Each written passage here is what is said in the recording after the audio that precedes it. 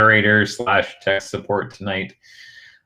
So if you have any questions or need anything, I will be the one kind of answering all of those.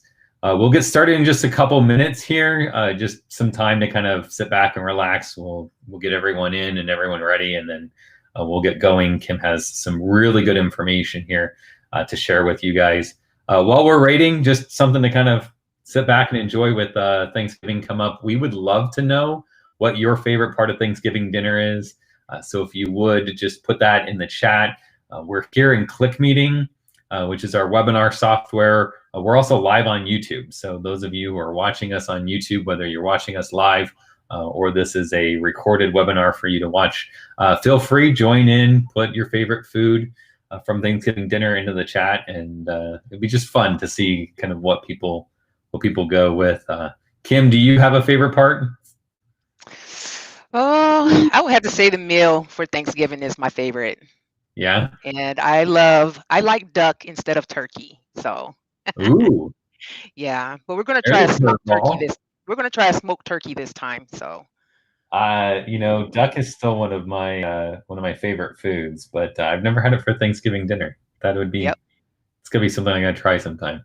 For me, I'm a meat and potatoes guy, so I like the turkey and I like the mashed potatoes and a good country gravy. So that's my go-to.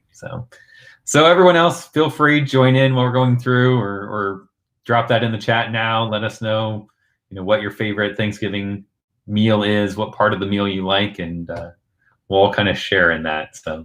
But before we get going, we'll get stuff into what you really want to know, which is everything that Kim wants to say and nothing that I want to say. Couple housekeeping items before we go. Like I said, we are streaming live to YouTube.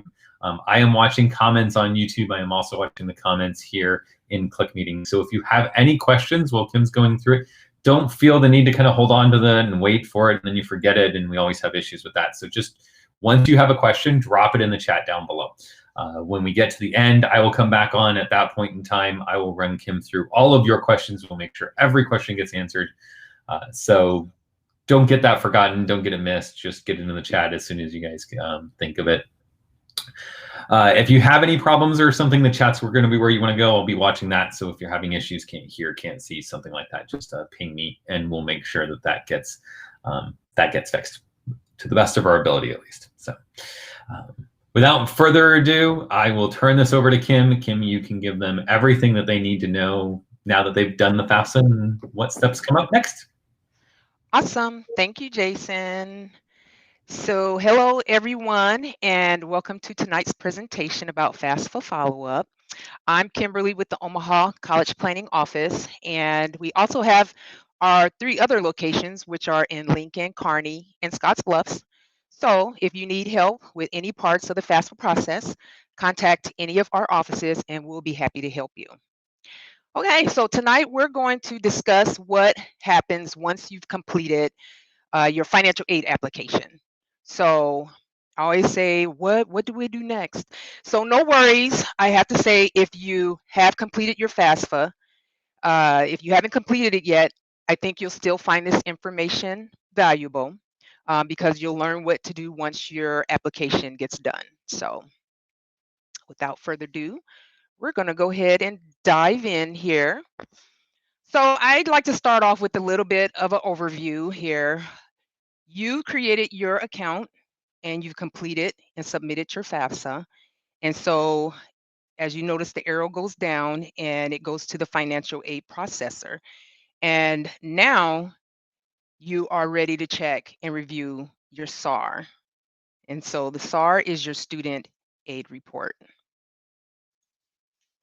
Okay, after you've submitted your FAFSA form, you'll receive, like I said, a SAR, which is your student aid report, and that summarizes all of the information that you filled out on your application. You'll receive an email with the instructions on how to access an online copy of your SAR within 3 to 5 days. So it's very important for students to keep an eye on their mail and their email for that. It'll also show if your FAFSA was processed successfully. There's a couple of things about the SAR. The SAR won't tell you how much financial aid you'll get, but remember, it's a summary of the information sent to the schools you listed on your FAFSA form. When you receive your student aid report, review it and make sure you didn't make mistakes on your FAFSA form. And there are ways that you can make corrections on that if you have made mistakes on your FAFSA form. Also found on your student aid report is your EFC, your expected family contribution. The amount the government, so your expected family contribution is the amount the government believes your family is able to contribute based on your family's income, assets, number of college age students, and other factors. So keep in mind that the expected family contribution is not the amount your family will actually end up paying, but rather it's a number used to calculate how much financial aid you're eligible to receive based on your financial aid, on your financial information. The amount that you end up paying could be less or it could be more, um, or equal to your EC. So remember, your amount of your EFC, that number that comes up, is not what you'll pay for college. It's just a number that the college will use to determine what your financial need is, and then they'll create your awards from there. Your student aid report will also inform you if you were selected for verification. So, verification is the process your school uses to confirm that your information reported on your FAFSA is accurate. Don't worry, it doesn't mean that you've done anything wrong if your student is selected. And your school, if you need help with that process of verification, they'll help you through that process. If selected, you might see a note on your student aid report saying you've been selected for verification, or your school might contact your student by email to inform you that they've been selected. So you might need to provide supporting documents. So for example, like a tax return, a W-2, and those sorts of things. Colleges will not process or award your financial aid until all required documents are submitted. And so I have to add a note here, because so much aid is distributed on a first come, first served basis. It's very important that this verification step is complete in a timely manner. And so I always encourage students to watch for their email, like I said earlier, watch for their mail and their student portal. Very important to get that information in and done in time.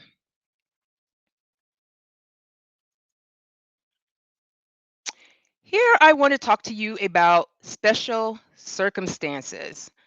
So the FAFSA is meant to be sort of a snapshot of your situation when you originally sign it. So therefore, if your financial situation has changed since you originally signed the FAFSA, like a reduction in income, separation or divorce, or a loss of parent, high medical expenses, or one-time income such as like a lump sum 401k payment, you may want to consider submitting a special circumstance form with the college. So the special circumstances process is allowed by the federal government when when your current situation is no longer the same. So when you file your taxes, and maybe the situation has changed, then you can contact the college. This process is called professional judgment, and it's usually at the discretion of the financial aid office at the college to determine whether your student is eligible for that or not.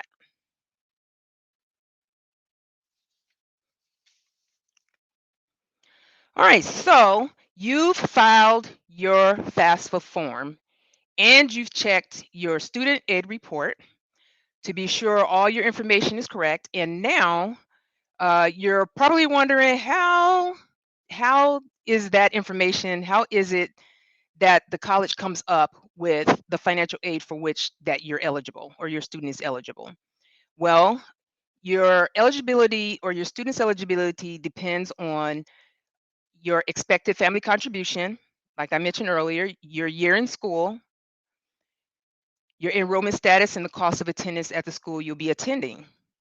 So the financial aid office at your college or career school will determine how much financial aid you're eligible to receive. The financial aid at the college starts by deciding upon your cost of attendance at the school. So that's going to include your tuition and fees, books and supplies, room and board, personal and transportation. Then they consider your expected family contribution, which is that number I spoke of earlier.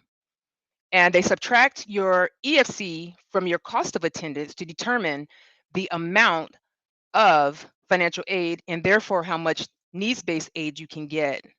So to determine how much non-needs-based aid you can get, the school takes your cost of attendance and subtracts any financial aid you've already been awarded. So that's pretty much how the college determines how much to award you in financial aid.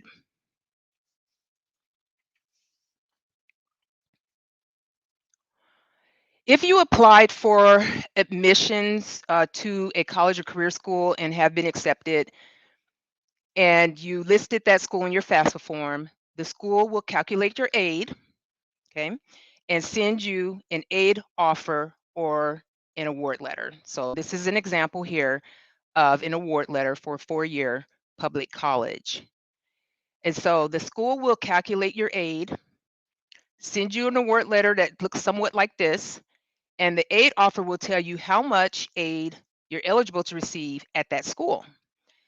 When a school's financial aid office sends you this aid offer, the offer includes the types of amounts of financial aid you may receive from federal, state, private, and college school sources. This combination of aid is your financial aid package. Okay. You can compare aid offers from the schools to which you applied and see which school is the most affordable. So that's pretty much how that works. So you've decided on a school and it's time to accept your awards. And you notice there's a place on there where it says where you can accept your awards. So accept only the aid that you need. When your school's financial aid office sends you an aid offer, they'll ask you to indicate the amount of financial aid you'll want to accept. So it's going to be important for you to look carefully at your options and make sure you only accept what you need. And I usually say a good approach to accepting your aid is to first accept the free money. So accept the free money. That would be your scholarships and your grants. And of course, this funds that you don't have to pay back. So accept the free money first. Then accept basically like your earned money, like your work study. If you're eligible for it, accept your work study. And work study, of course, you know that's money that you earn through a job working on campus. And finally, accept borrowed money or money that you have to pay back. And so that would be your student loans. And of course, you'd have to pay those back with interest. So in that order is, I would recommend how you accept your aid.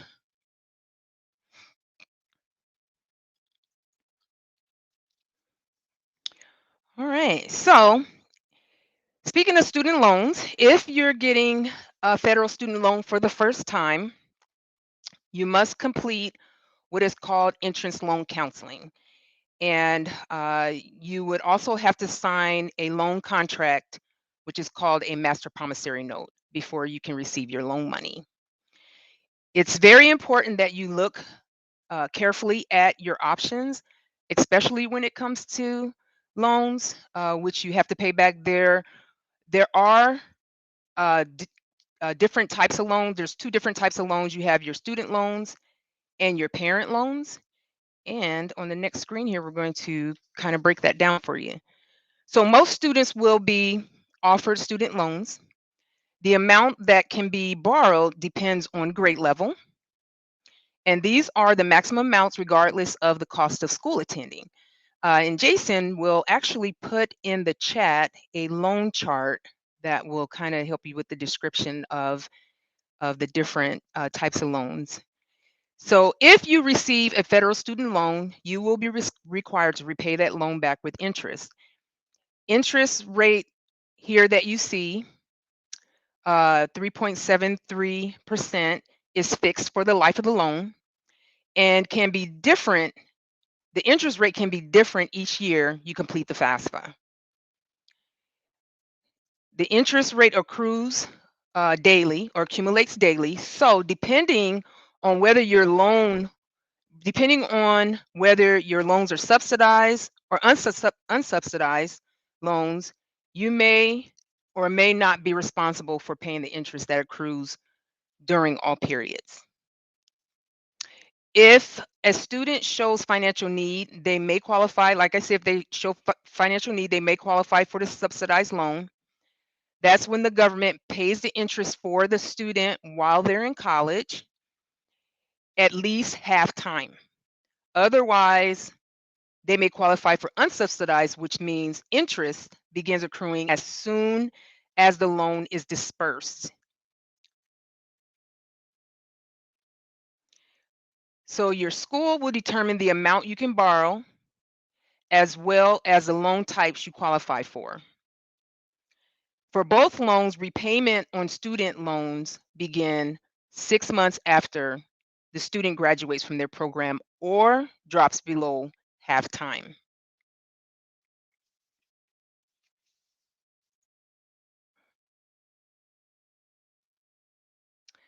Then you have the PLUS loan or the direct PLUS loan for parents. And this loan is optional. So parents of dependent students can take out a loan to help their students cover any costs not covered by the student's financial aid package up to the full cost of attendance. And as you see here, interest rates are also fixed for the life of the loan, and repayment for a Parent Plus loan begins 60 days after it is dispersed.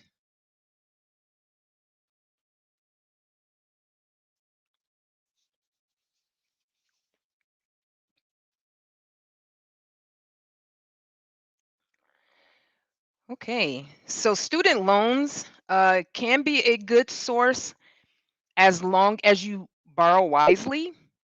And so I do have a few tips listed here to help you do that, to help you borrow wisely.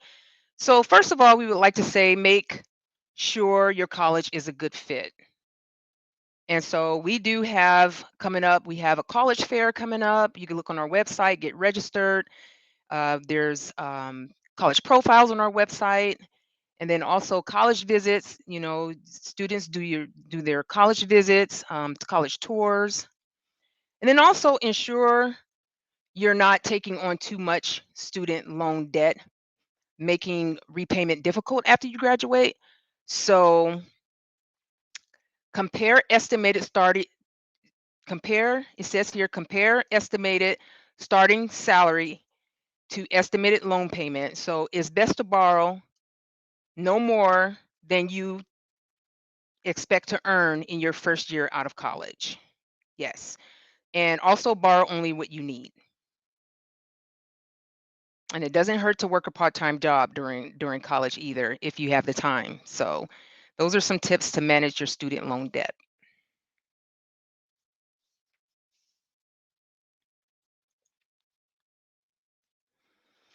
Also, to keep debt down, continue to search for scholarships. Check with your high school counselor. Many counselors have access to different scholarships. And also, if your school has Naviance or scholarships, can be found on the high school's website. Don't forget about the college's universities. Visit the college's financial aid office or go online on the college's financial aid homepage for scholarship listings. Also check out our very own scholarship quest. We have over 2,000 Nebraska-based scholarships, and you can find that at educationquest.org. And don't forget private organizations. Think about professional or religious organizations. You know, does your church or your place of worship offer a scholarship? And lastly, free internet sites. Take advantage of the free online scholarship searches, but keep in mind, don't pay for scholarships or scholarship services. So beware of scholarship scams.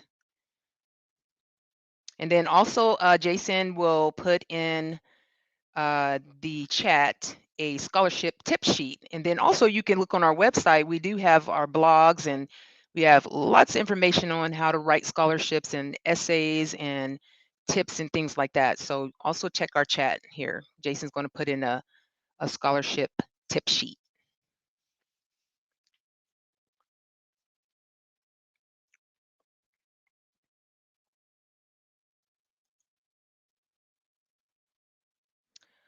Okay, so this is our website, educationquest.org. And here you'll find free resources. And we do offer college planning advice. We have our FAFSA tools, our blogs, we have FAFSA tutorials, and upcoming events here on our calendar. So check that out. Also, you can follow us on social media for a chance to win a scholarship, and also check out our new Facebook groups for juniors, seniors, and our new Spanish Facebook group. Oh, I have to also add, if you follow us on social media, that's also an opportunity for students to win a scholarship. So most definitely follow us on our social media, and it's probably the easiest way to earn a scholarship. So.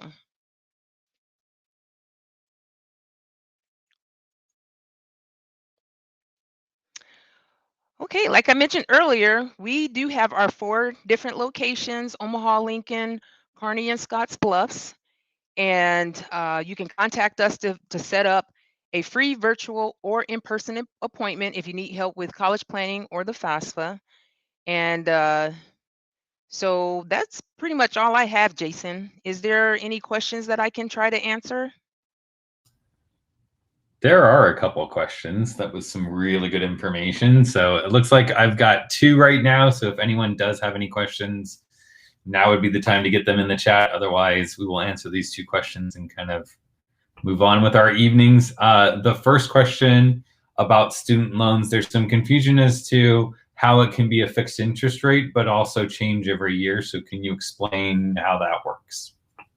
Sure. So the interest rate is fixed for the life of the loan. However, every year that you fill out your financial aid application, that interest rate can change to a different interest rate. So it can go up, it can go down, but yeah. So if they pull out a student loan next year for school, that rate's fixed at what's on the sheet. Let's pull that up so they can kind of see that. I think it would help them to kind of visualize what that interest rate loan, do we have that, right? Yeah, so that 3.73%, that stays fixed for the life of that one loan, but it's basically a new loan every year. Is that right? Right. It's a new loan every year. So every year that you apply for the financial aid application, you are going to, have different taxes and different information that you are going to provide, and yes, and so that interest rate will change annually. It can change annually. Okay. So then the other question we had was on the Parent Plus loan that you talked about, and they asked, we'll go ahead and pull that slide up as well. Is there a way that payments on that can be deferred until after the student graduates? Oh, that's a really good question. That option is actually available for the parent. You can put your loan in deferment as long as your student is at least half time, and you will continue to accrue interest on that loan as it's in deferment. So yes. Awesome. Well, those are the only questions we have, Kim. So. Oh, awesome. Easy peasy, right? Well, I want to say thank you to everyone joining us here and those of you who joined on YouTube. Hopefully you got the information that you needed. I will pull up our contact slide right here at the end just in case you want to jot down some phone numbers. If you do have any questions at any time, Kim and the rest of the college planning staff in our 4 locations are more than happy to help you answer any questions over the phone. And if you need to, they are still doing virtual appointments and in-office appointments. So we will make sure that you get the help that you need so that your students and yourself can get to college. So feel free to reach out to us at any time, and we'll make sure we get the help that you need. Otherwise, we'll see you again at a later webinar. Have a great night and a happy Thanksgiving.